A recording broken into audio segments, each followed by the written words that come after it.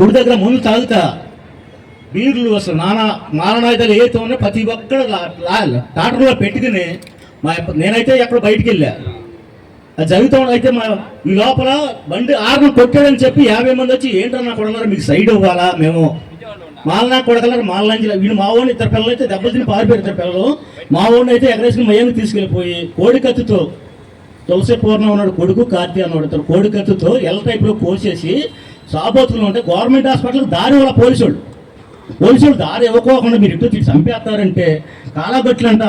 చాలా గట్లంట తీసుకెళ్ళిన ఎత్తుకుని ఏం మాత్రం చూడండి మేము నానా ఇబ్బందులు పెట్టేసి పోలీసు వాళ్ళు కూడా సపోర్ట్ వాళ్ళ కర్రలు తీసుకుని కూడా ఆడపిల్లలు చిన్నోళ్ళు పెద్దోళ్ళు అని చూడకుండా దౌర్జన్యాలు చేసి ఊళ్ళోకి మాలిపిల్లలు ఉంటుంది దాటి ఎవరికి బాధతోనే ఉండరు మేము ఉన్నది మా 20 మంది 25 మంది మేము మా పిల్లలు వేరే మా చిన్న కొడుకు తీసుకెళ్తాం ఎవరు బండి వస్తే ఆ బండి ఎక్కి ఎదురు తీసుకెళ్ళి గవర్నమెంట్ హాస్పిటల్కి వెళ్తే గవర్నమెంట్ హాస్పిటల్ ఎదురు బయట రోడ్డు మీద చుట్టూ ఎదురు చూసేది మనం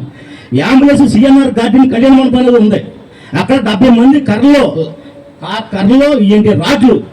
అంబులెన్స్ అడ్డం పడితే అప్పుడు సిఆర్పీ రాకపోతే అంబులెన్స్ వెళ్ళేది కదా అక్కడ అంబులెన్స్ అక్కడ ఆపేసారు ఆపేయన్నీ వెనక వాళ్ళు వచ్చారు వాళ్ళు రమ్మట మళ్ళీ సైట్ ఇచ్చారు హాస్పిటల్ తీసుకెళ్ళాక అసలు నానా రకాల ఫోన్లు ఏముంది అడిగి నెంబర్ ప్లేట్ తెగిందంట ఎల్లో టైప్లో కోడికత్తేట కోసేస్తే 14 కుట్లు ఎక్కడ 4 కుట్లు ఎక్కడ రాడ్లెట్ కొట్టినాయి మా ఆడపిల్లని చూడకుండా ఇంటి రేఖాన్ని నానా బేబత్సం చేసి ఈమె చెప్పుకొని దెబ్బలయ్యి అయినా సరే ఆల్రెడీతో ఫోన్లు చెప్పారు రాజీ రండి అన్న నేను అన్నో గ్రామస్తులు ఉన్నారు మా కోసం ఎంతోమంది వచ్చారు ప్రతి ఒక్కరు నా అన్నలు నా తమ్ముడు నా తండ్రి లాంటి వాళ్ళందరూ వచ్చారు నీకు చెప్పాల్సింది ఇదే నాకు ఏదో మాటలు ఇప్పుడు మాట్లాడాలి ఫోన్లు ఇట్లా స్టేజ్ మీద కూడా ఇప్పుడు మాటలు నాకు తెలియదు అసలు ఓకే సార్ మీ అందరూ మీరందరూ నా కోసం నిలబడ్డారు మాకు ఇది చాలు ఓకే సార్ అన్న వాళ్ళందరూ అరెస్ట్ చేశారా అన్న చిన్న మాట చెప్పాలన్న మీకు మర్చిపోయాను కొల్లు బాబీ జైల్లో మా అబ్బాయిని భర్తని కుర్రాన్ని అటెంప్ట్ రేప్ పెట్టించి మళ్ళీ రెండోడు మా పెద్దోడి మీద చిన్నోడి మీద గాయం చేశారు పెద్దోడు మళ్ళీ